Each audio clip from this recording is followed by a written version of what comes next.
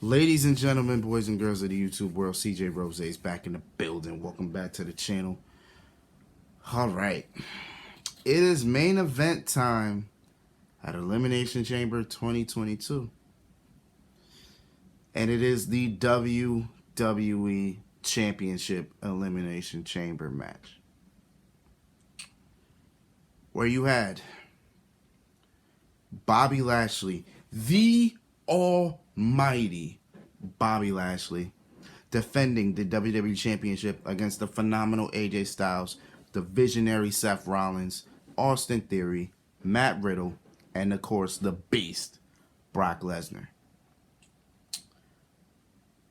If you were to sit here and tell me that what happened, I would call you a liar. Because something told me in the back of my mind that Bobby Lashley was not going to win. But at the same time, I had so much faith that that Bobby Lashley was going to walk in the WrestleMania as WWE champion. But the thing is, if you really think about it, there was no road, no thought, no nothing that Bobby Lashley was going to walk into WrestleMania as WWE champion. There was no road. There was no no hints, no nothing. Like, if you look through my prediction video, I had a full-fledged thought that Edge was going to come back and challenge Bobby Lashley. That's literally what I thought. Apparently, I'm wrong in every sense of the word. But let's get into this match. Let's do that. Let's get into this match. All right. So I'm pretty much gonna predict it like the women's Elimination Chamber. Only difference is things actually happened in this match, so I have things to kind of really discuss here. All right, so it was Lashley, Styles, Riddle, and Lesnar in pods, which meant Austin Theory and Seth Rollins kicked it off. Now, before I even get to anything, I want to point out something. There was something really I want to point out. So when Brock Lesnar was making his entrance, right? He looked at Lashley. He walked past Lashley, Styles, and Riddle. He looked at Lashley, and he looked at Styles. They all made eye contact. But when he walked past Riddle, that man made no eye contact. That man didn't look his way. Nothing. You could tell there was just an absolute tension between those two. You can tell. You know, Riddle trying to play it off and whatnot. But you see Lesnar didn't even look his way. He didn't even try. He didn't even try. No. No. I mean, it's been told Brock Lesnar does not like Riddle, and Brock Lesnar is probably the reason why Matt Riddle didn't win the Royal Rumble to begin with. So it's kind of like, it's a lot going on there. And I get the feeling if Riddle won the Rumble, that means Randy Orton would have won the WWE title. And that would have set that up, honestly. So, hey, listen. That's how you create stars, WWE.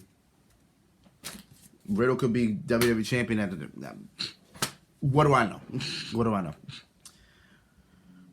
All right, so as I said, Austin Theory and Seth Rollins kicked off the Royal Rumble, Jesus. Kicked off the Elimination Chamber match. Now, here's where things got interesting. So, you know how Seth Rollins does the power bomb into the turnbuckle? So Seth Rollins got the power bomb, and he throws Theory into Bobby Lashley's pod. And Lashley wasn't even looking. Lashley was eyeing Brock. Rollins throws Theory into it, hits Lashley. Lashley apparently hits the back of his head on the pod or the chain, wherever. He hit his back of his head on something. He hit hard. So Lashley's down. And then while Riddle comes back, while Riddle enters the match, Lashley's looked looked at by doctors, and then Lashley leaves the match. Now I'm really looking at this like, is Lashley gonna come back and then just get a sneaky win and that's it? I'm thinking like anything is possible. So I was thinking that in the back of my head. I'm like, I don't know. So I sat on it and I waited. And then we learned what happened later. So as I said, Riddle came out next doing Riddle things. Then AJ Styles came out doing phenomenal things. Now, Riddle does, Randy Orton's double DDT, and now he's setting up for the RKO. The timer's going down. 10, 9, 8, that. For some reason, the chamber is, selecting pods still. Mind you, Brock is the only one left in the pod. Lashley already left. So I was trying to figure out why the hell they doing that. So, it was flashing, then it picks Lashley's pod. Obviously, Lashley isn't there. And then Michael Cole went on commentary. He's like, well, Lesnar got to wait another minute to get in. You look in the corner. Here comes this. Look at Lesnar just kicking the damn pod open. Boom. It's cracked open. Lesnar gets out. Lesnar didn't want to wait. And from there, literally, the minute Brock got out is the minute the match ended. I swear to God. And that right there pissed me off. When I tell you that aggravated the hell out of me, it did. So then commentary goes on saying, well, Michael Cole, I keep that commentary. Michael Cole is pretty much speaking. So Michael Cole really just goes on commentary and says, Lashley is in concussion protocol. So pretty much Lashley may have a concussion. So Lashley's not coming back. So we got a new WWE champion. And I promise you, the way that match was going, Lesnar was WWE champion, and it aggravated the living hell out of me, bro. Because it's from there, it's too obvious. You saw it coming from a mile away. The minute Lashley was out of the match, I think you already knew Brock was going to win. And that right there is frustrating. And what made it worse, bro, he came in unfazed. Like he walked in, clothesline. He picks up Seth Rollins, gives him an F5, 1, 2, 3, with ease. Seth Rollins, mind you, one of the top guys in the business today. F5, 1, 2, 3. Just like that. Done. Then he F5s Riddle, 1, 2, 3. Riddle's out. In a matter of a minute, 2 people are eliminated already. Later on, he gets AJ Styles, F5. He eliminated Styles, Riddle, and Rollins in a matter of maybe 2 to 3 minutes. I'm looking at this like, God. Then he got Austin Theory. And I guess out of everybody, Austin Theory was probably the only one who could do this spot. But, why not Brock versus Seth? It would have looked a little better. Or maybe Brock versus Styles. Again, it probably would look better. Or Brock versus Riddle. Instead, you do this. Make Austin Theory look like a damn character. Like a damn goof. Man, running around. Not getting chased by Brock. Theory runs into the pod. Brock runs up and kicks the damn thing open. And he just starts beating on Theory. Then until Brock picks up Theory, Theory hits him with a low blow.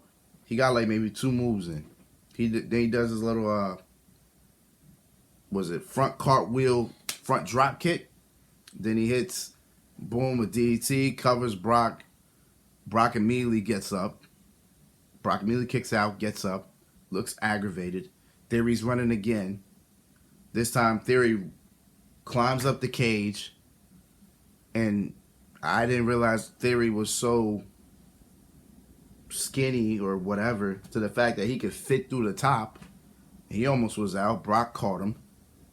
Then now they're on top of a pod. Brock slamming his head on the glass. And then, in a cool moment, you know what? I ain't gonna sit here cap with you. In a very cool moment, Brock Lesnar hits an F5 from the top of the pod. I mean, he threw Austin Theory completely off the pod. You know what? I'm not even gonna lie to you. That was cool. That was a cool move. That was a cool spot. I enjoyed it. Brock went down, rolled Theory back in. I don't know why. Could just pin him right there. Rolled him back into the ring. 1, 2, 3. Brock Lesnar is now a 10-time world champion. So you tell me, we have Brock win the title at day 1. He loses it at the Royal Rumble. And then he wins it back in Elimination. Do you really understand that we've had 3 new WWE champions in the last 2 months of this year? Like, are we understanding of that? This is like last year. Like last year, we had 3 WWE champions in the span of 3 to 4 months. In the span of 2 months, we got 3 new champions. We have 3 different title changes. Like, what are we doing? The WWE Championship has literally been passed around. And if they're thinking of giving Roman the WWE Championship, then I mean, God, that's 4 new that's 4 new champions in the span of the first 4 months of the year. Like, that's ridiculous. What the hell is that? What? Oh, God. What are they doing?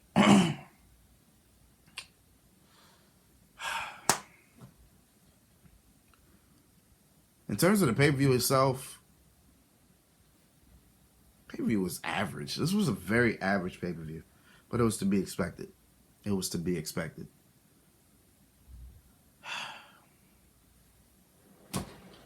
3 for 3 WWE is on pay-per-views. They've had 3 pay-per-views already. And all 3, not great. Not great, not good.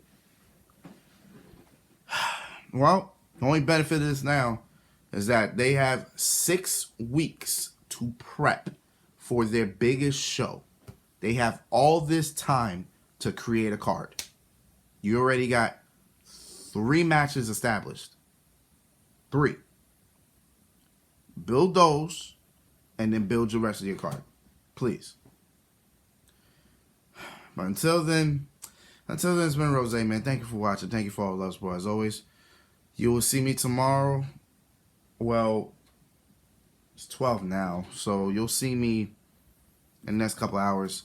I gotta make a video about Brock and Roman at Mania. Then on Monday, I gotta make a video about Charlotte and Ronda. Then on Tuesday, I gotta make a video about Bianca and Becky. Yeah. So until next time, peace, love, 100. Your cake life.